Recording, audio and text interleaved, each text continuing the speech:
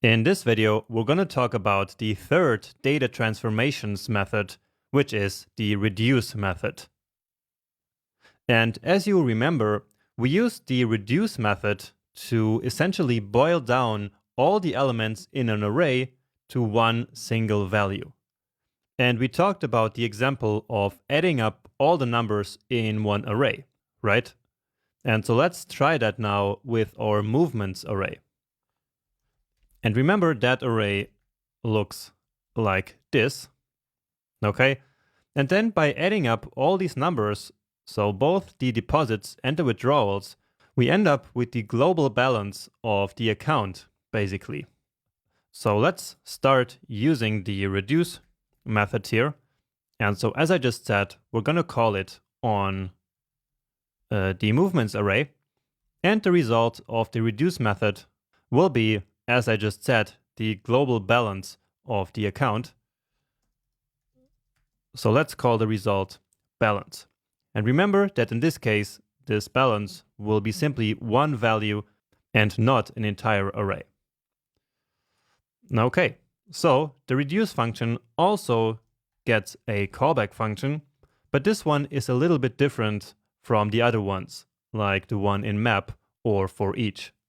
So in these other callbacks, the first parameter is always the current element of the array. Let's call it current. The second one is the current index, and the third one is the entire array. But here in the callback function of the reduce method, the first parameter is actually something called the accumulator. So let's call it ACC like this as an abbreviation of accumulator. And this accumulator is essentially like a snowball that keeps accumulating the value that we ultimately want to return. So in the case of adding all the elements or all the numbers of an array together, that will be the sum. So let me write that here. Oops.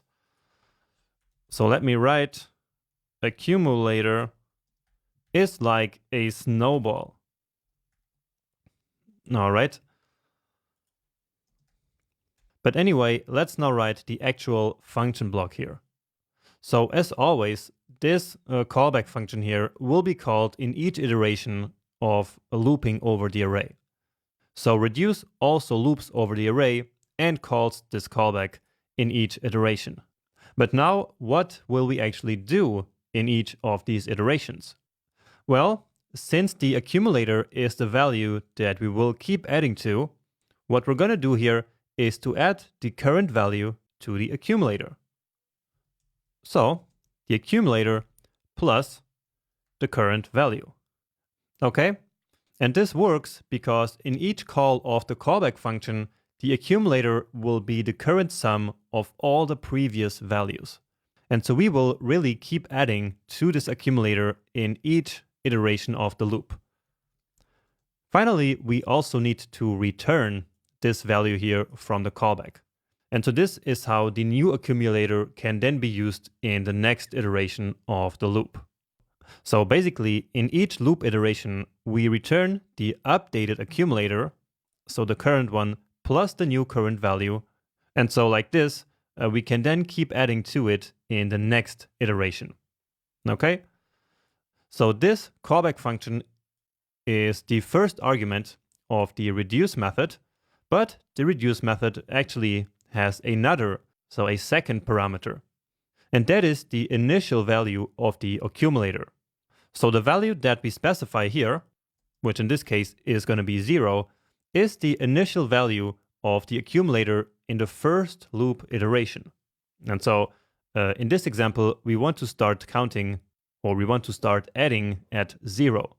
And so therefore, we simply specify 0 here. Okay, and with this, we should be able to already take a look at our balance. And yeah, so we have one single number. So indeed, everything was reduced, was boiled down to this one number, which we can suppose is all of these values here added together. All right. And to make this even more clear to see, let's actually always log the accumulator to the console.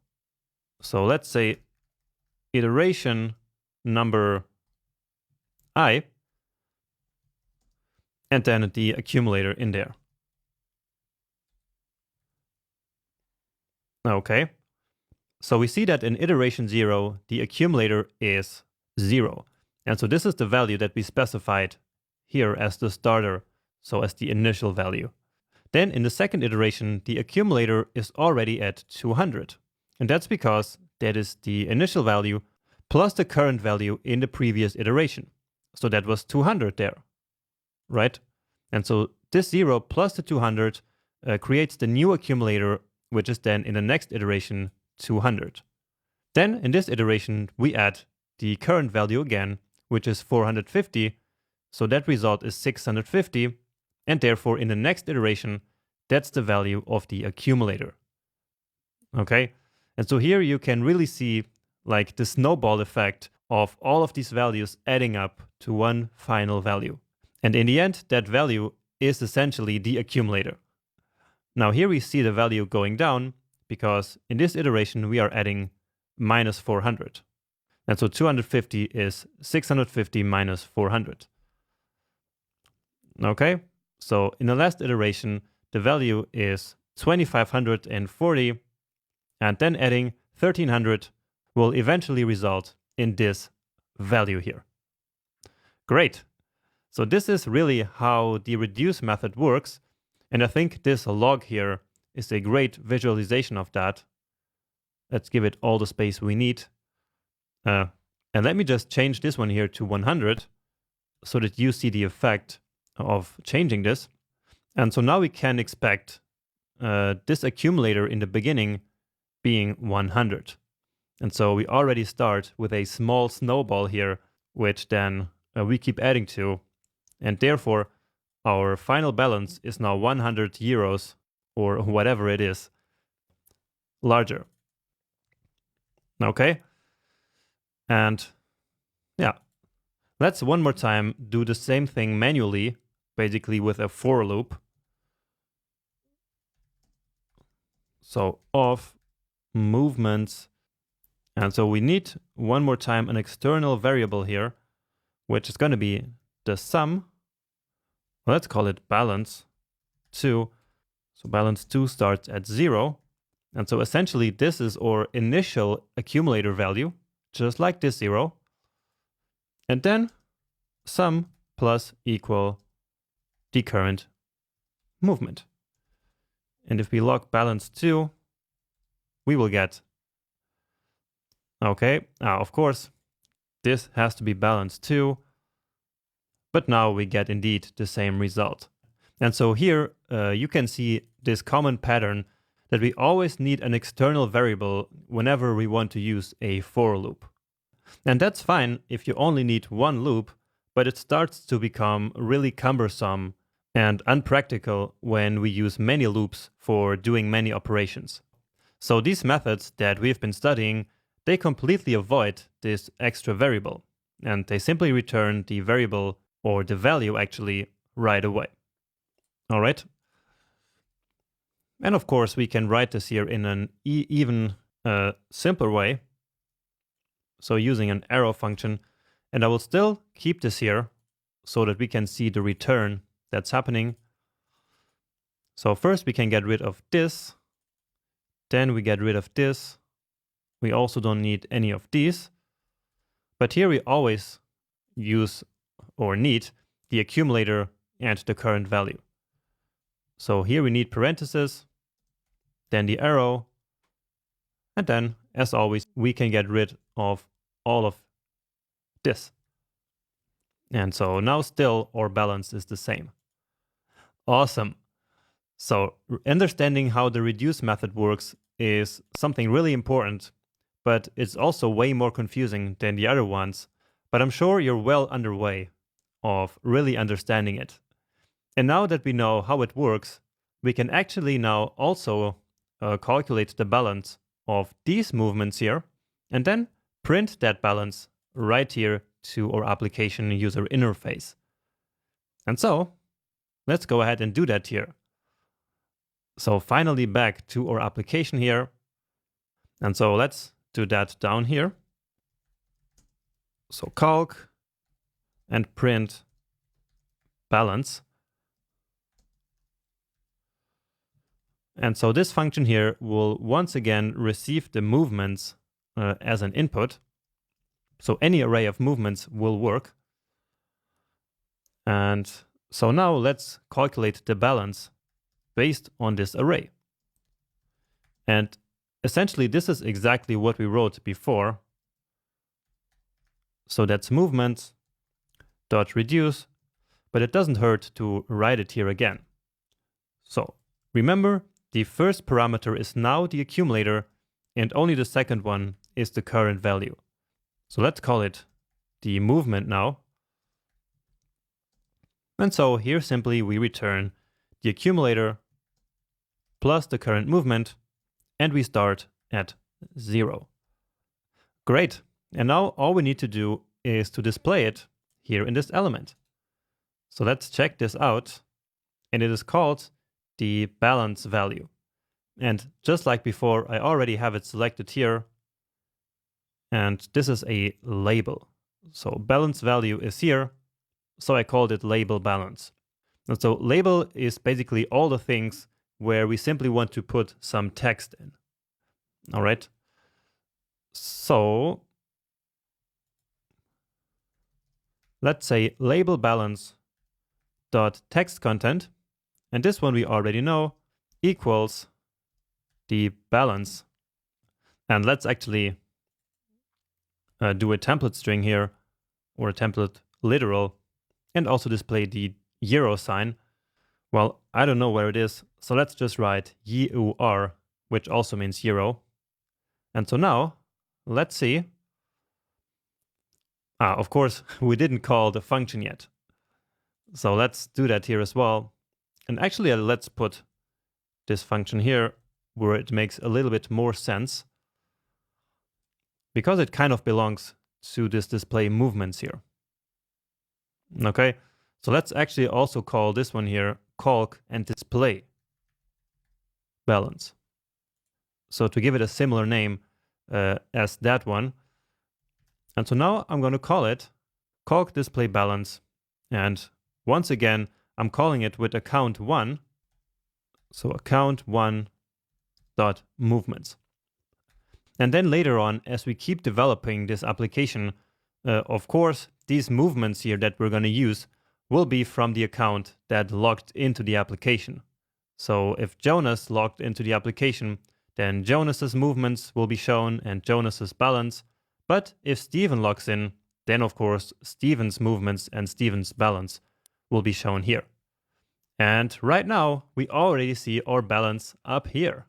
And so this actually happens to be exactly the same we calculated before.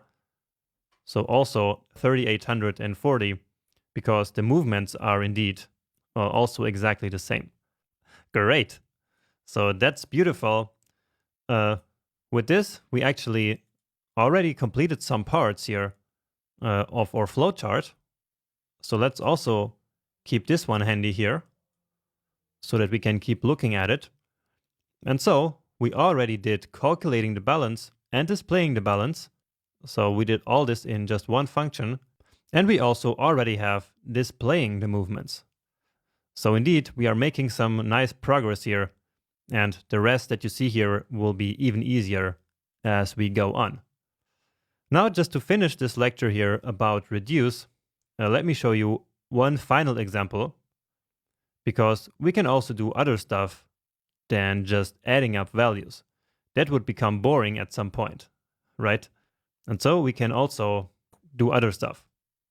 So this time what I want to do is to get the maximum value of the movements array here. Okay, so in this case, the result we're looking for is this 3000. Okay, and so for that, we can also use reduce, because remember, reduce is for boiling down the array into just one single value, but that value can be whatever we want. So it doesn't have to be a sum. It could be a multiplication or even something completely different, like a string or an object. But here we will keep working with numbers, but this time we want the maximum number. So let's kind of go manually through this array to determine what the reduce method should do. So let's start here at 200. Is this the maximum value at this point? Well, we don't know yet because we just started. So let's save 200 here mentally as our current maximum. Then we move on to the next value and we see 450. So is this greater than our current maximum, which was 200? Well, yes, it is. It is greater. And so 450 is now our current maximum. Then minus 400 is of course less than our current maximum. Then we move on even further. So 3000, is it greater than our current maximum? Yes, it is. And so that becomes our current maximum. So we store this 3000 and then we keep going through the array. And as you see, there's no other value greater than 3000. And so in the end, our maximum was this one. So 3000. Okay. And now all we need to do is to essentially translate this into code using the reduce method. So let's call it max movements.reduce.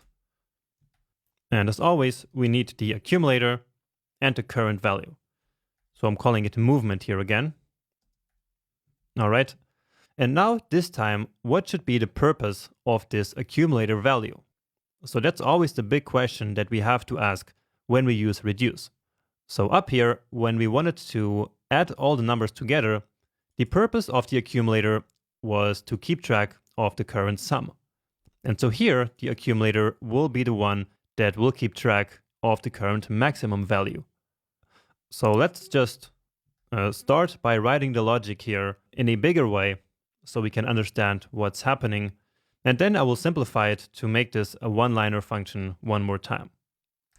So translating the logic that we just went over here is to say, if the accumulator is greater than the current value, which is the movement, then return the accumulator, right? Because in the reduce method, we always have to somehow return the accumulator to the next iteration. And in this case, we simply want to keep the accumulator at the value that it already is and not change it. Okay? We want to change it in the other scenario, basically. So when the current value is greater than the accumulator. So that would be this case here. So here, remember, the current value is 450, but the accumulator is 200. And so now the movement is greater than accumulator. And so what we want to return here as the accumulator in the next iteration is the current movement. And so that's it. Okay. And now we also need the initial value. And so the initial value makes sense to be this first value here of the array. Okay. And so that's movements at position 0.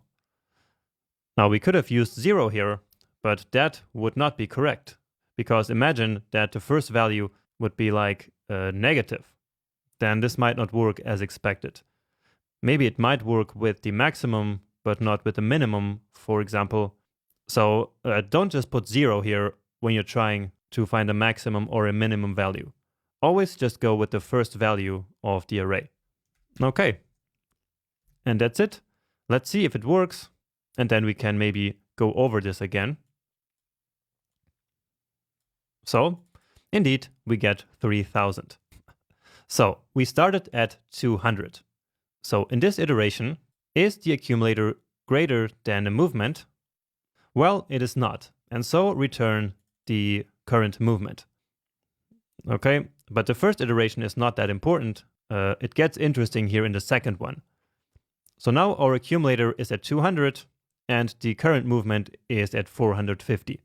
So this one here is false again.